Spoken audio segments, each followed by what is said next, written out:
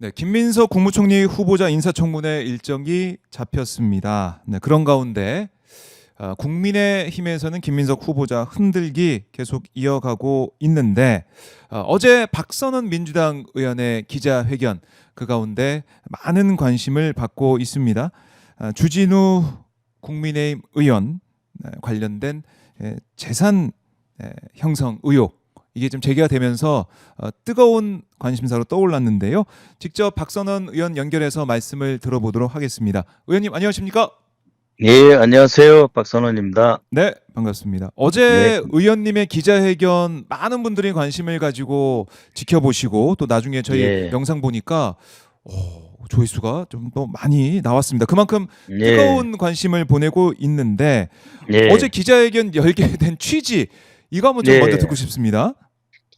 네. 우리 이재명 정부가 네. 윤석열 등의 내란을 뚫고 성립된 민주정부지 않습니까? 음, 근데 지금 인수위도 없이 지금 출범을 해야 됩니다. 네. 내란 청산 과제도 있고 경제를 살려야 되고 음, 또 동시에 성장 회복, 국민 통합을 해야 되는 과제에 지금 처해 있잖아요. 네.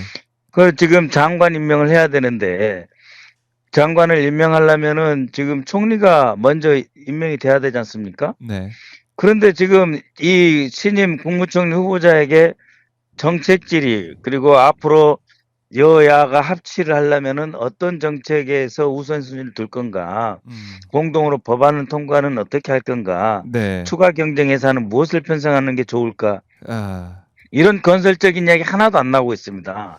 그러네요. 오히려 마치 대통령실에 가보니까 이재명 대통령께서 가보시니까 아무것도 없고 정말 텅 빈 무덤 같다고 하지 않습니까? 네.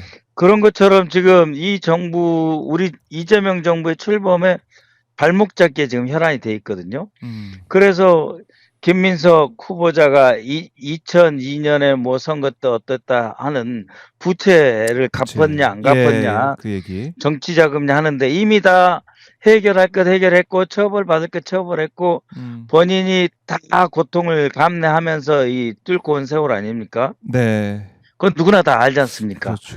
그럼에도 불구하고 지금 김민석 후보자의 이렇게 체면을 손상시키고 마치 네. 이재명 정부 자체에 대해서 이렇게 구정물을 퍼붓는 듯한 그런 행태로 계속 반복적으로 나오는데 음, 그럼 정작 본인들은 뭐냐 이거예요. 예? 지금 주진우 의원이 그 청문위원이거든요. 네. 청문위원인데 아니 무슨 아빠 찬스 없어 서러워 어떻겠다 이런 말을 하고 있지 않습니까? 김민석 후보자에 대해서. 음, 예?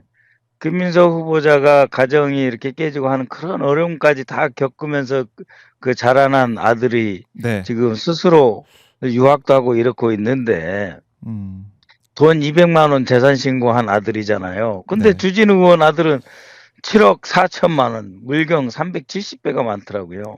370배가 많다. 예, 근데 그런 아들은 뭐고 그런 네. 재산을 축적해가지고 70억이라고 하는 엄청난 재산을 공무원이 이렇게 모을 수 있습니까? 검사 음, 월급이 그렇게 많습니까?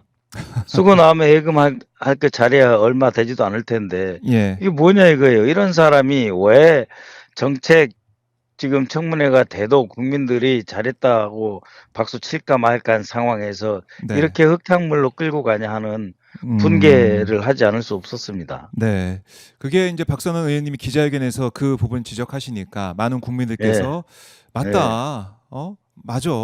왜 예, 이렇게 청문회 어떻게 보면은 우리 이재명 정부에 대해서 이제 시작하는 그 가운데 예, 함께 힘을 모아서 민주주의 회복하고 경제 회복하고 또 내란 종식으로 가야 되는데 왜 여기에 장애물, 이렇게 가로막는 그런 모습을 예, 보이고 있느냐 여기에 대해서 분노를 하시는 예, 거고. 그러니까 예, 지금 SNS상에서 이제 많이 좀 회자가 되고 있는 게 바로 이제 아들 재산 이 부분. 이게 예, 많은 분들이 진짜 분노를 하시더라고요. 이렇게 차이가 나는 네, 아들 재산이 있을 수가 있을까? 네. 그 아니 그 부분. 아빠 찬스 뭐 아빠가 스폰서냐 지금 그렇게 나왔잖아요. 뒤진우 씨가 맞아요. 김민수 후보자에게. 예. 그럼 이건 할아버지 찬스입니까? 아빠 찬스입니까? 엄마 찬스입니까? 이게. 그것도 20여 개가 넘는 그 계좌 음. 다른 은행 예, 분산해 가지고 이거 쪼개기 음. 증여도 아니고 네. 자기 자신을 돌아보면서 네. 정말 이 청문회가 대한민국의 새로운 그 정책 노선 음. 방향을 정립하는 기회로, 긍정적인 기회로 승화시킬 그런 노력을 음. 야당이 해야 되는 거 아닙니까? 내란 정당이? 예. 그런 내란 모습을 정당이 거기서 벗어나려고 하는 모습을 보여야 되는 거 아니냐 이거죠. 예. 그게 보이지 그러니까 않고 본인한테 있다. 그 좋을 게 뭐 있어요? 한번 생각해 보십시오. 네. 청문위원 중에 곽규택 의원도 청문위원이에요, 저쪽 국민의힘에. 네. 곽규택 의원이 1 년인가 검사 생활이 빨라요. 음. 고시가 먼저 됐나 봅니다. 네. 그래서 곽규택 의원이 일찍 검사 관두고 나와서 변호사를 했어요. 음. 근데 곽규택 의원은 재산이 10억이에요. 네. 공무원만 쭉 한 검사 출신 주진우는 변호사를 잠깐 하긴 한 것 같은데 음. 70억이고 현금성 재산이 30억이고 그중에 20억이 예금이고 네. 그 20억 가운데 야. 7억 4천 8천이 지금 아들 계좌에 약 20여 개의 분산돼서 계좌에 쪼개져 예. 있잖아요. 하하. 그러면서 무슨 소리를 하는 거예요, 지금 김민석 후보는. 이미 음. 책임질 거 다 지고 빚 갚을 거 다 갚고 네. 나이 62세에 지금 부인 거 합쳐서 전 재산 2억인 사람한테. 그걸로 다 비교가 되고 뭐 최민희 의원은 페이스북에 우리 네. 아들한테 너무 미안하다 이런 댓글까지 올리면서 말씀을 하고 계신데 예. 자 여기에 대해서 주진우 의원의 이제 입장도 지금 나오고 있는데요. 이거 좀 전해드릴게요. 예. 뭐 문제될 게 전혀 없다 이렇게 얘기를 하면서 예. 지금부터 근거 없는 의혹 제기하면 법적 조치하겠다 이렇게 얘기를 하고 있습니다. 그리고 재산의 근거 없는 옥죄. 예. 예.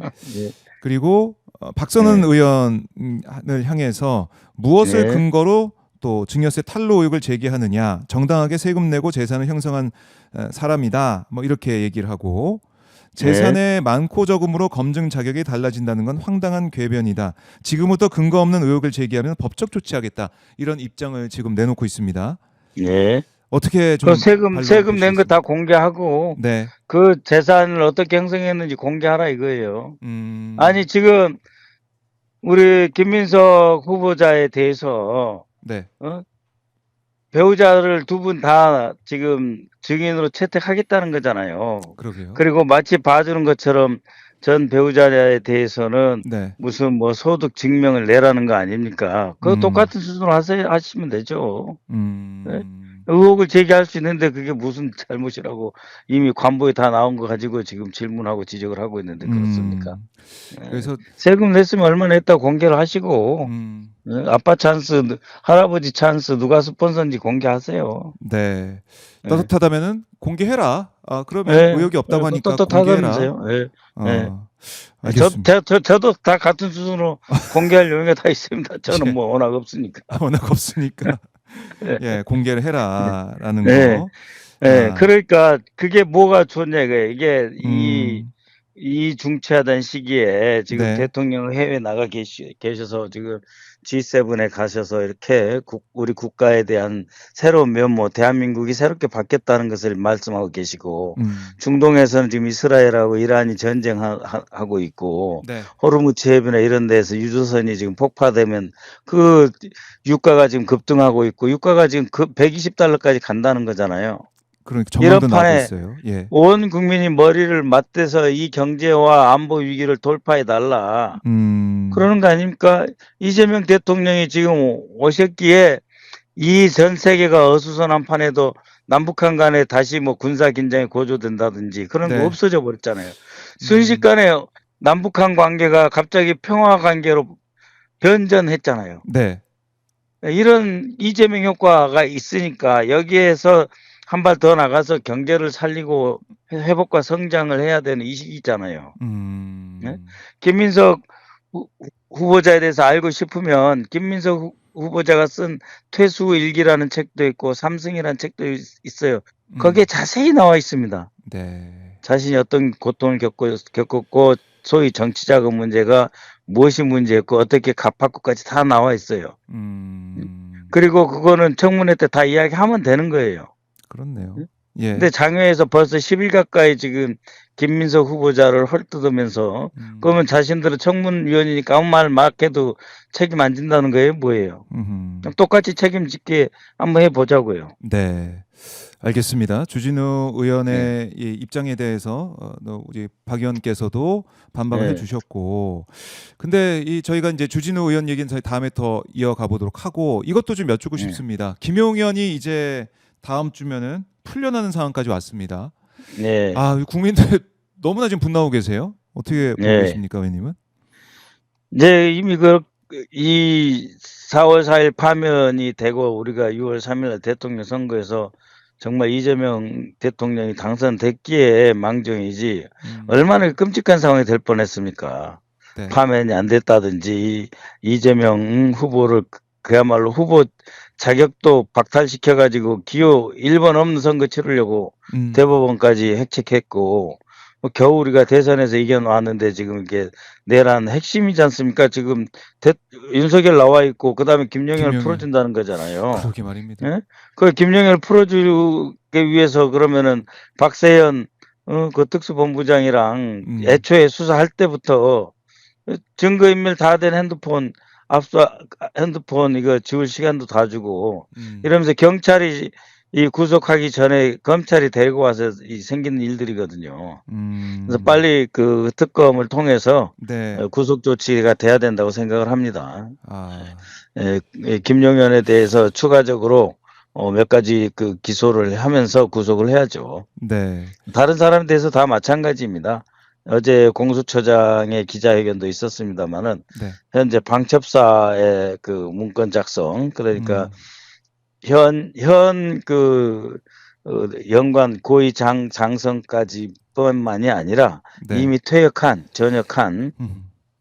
전 그 장군들 출신들까지 전부 성분 분석하고 해서 마치 이거는 그 수집해서 그 처리하는 그 준비 작업에 비추어지는 블랙리스트 작업을 한 거를 지금 수사하고 있거든요. 네. 네. 예, 그리고 그거는 뭡니까? 그것은 곧 노상원의 수첩에서 5,000명에서 6,000명까지 죽이려고 했던 계획 안에 전직 그 고위 장성들 포함되어 있어요. 뭐 합참 의장이니 뭐니. 이 수거해서 처리하는 즉 죽이겠다는 대상이 다 포함된 그 준비의 일련의 과정이거든요. 네. 그렇기 때문에 이거는 김용현의 방첩사의 여인형 노상원까지 싹 이어지는 과정이에요. 그러니까 빨리 추가 기소를 해야 됩니다. 그러니까 추가 기소할 수 있는 건들이 있었는데 추가 기소하고 그러면서 예. 구속을 시켜야죠. 그러니까 검찰이 진짜 뭐 하고 있었냐 그동안 네. 재판 진행하는 동안. 아니 지난번에 또 계속 그랬습니다만 마치 예. 공수처의 수사가 잘못된 양 예. 직위원과 함께 이 공소를 나중에는 유지할 생각이 없는 듯한 태도를 계속 보였잖아요. 그러게 말이에요. 대검 차장도 그 나와서 예. 국정조사 특위에 나와서 오히려 공소 유지보다는 뭐 문제가 좀 있지 않냐는 식의 발언까지 한 적이 있거든요. 그래서 이거 정말 정권 교체 안 했으면 큰일 날 뻔한 거죠. 정권 교체한 이후에도 김용현이 풀려나서 지금 뭐 그러니까 경찰이 체포영장 청구할 가능성도 있긴 하지만 어쨌든 윤석열과 또 만나는 모습을 아무도 제지 못하는 거 아닙니까? 만난다고 해도 체포가 안 되면. 아니 이제 그 사건 관계자를 접촉하지 못한다는 게 소위 이제 그 조건 보석.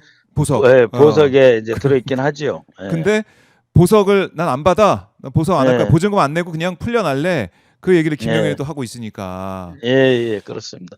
바로 끝나지 수사해야죠. 예. 특검에서 바로 수사를 해야 됩니다. 바로 김용현 불러다가. 이제는 또 특검에 이제 검찰도 기대할 수 있는 상황이 아니고 특검이 출범하니까 특검이 발빠르게 수사해서 김용현부터 조사하면 되죠. 할 게 많습니다. 할 것도 많고 해야 할 일이 많은데 자, 이 사안도 이제 박선원 의원과 함께 다음에 저희가 또 자세하게 말씀을 더 나눠보도록 하고 오늘은 좀 빨리 좀 보내드려야 될 것 같아요. 전화 연결만 잠깐 해봤고요. 끝으로 시청자분들 박선원 의원은 많이 좀 응원하고 계시고 특히 이번에 인사청문회 과정 김민석 후보자 인사청문회 과정에서 아마 국민의힘의 뭐 공세가 또 셀 걸로 예상이 되는데 어떤 마음으로 준비하고 계신지 좀 듣고 싶습니다. 듣고 마무리하겠습니다.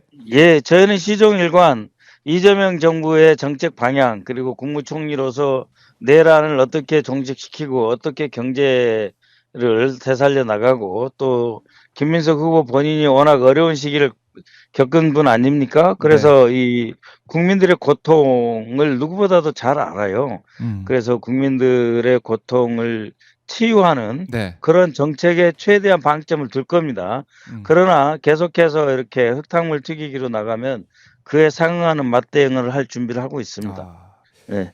예, 우리 구독자 여러분, 우리 시청자 여러분 너무 걱정하지 마십시오.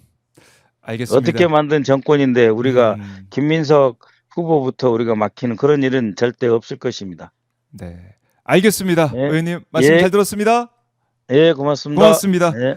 지금까지 박선은 민주당 의원과 말씀 나눠봤는데요. 이 주진우 국민의힘 의원을 향한 이 지적, 그 다음에 인사청문회에 임하는 자세, 또 김용현 이 풀려나는 이 상황에 대해서 특검이 발빠르게 수사를 하고 신병 확보를 해야 된다 말씀까지 들어봤습니다.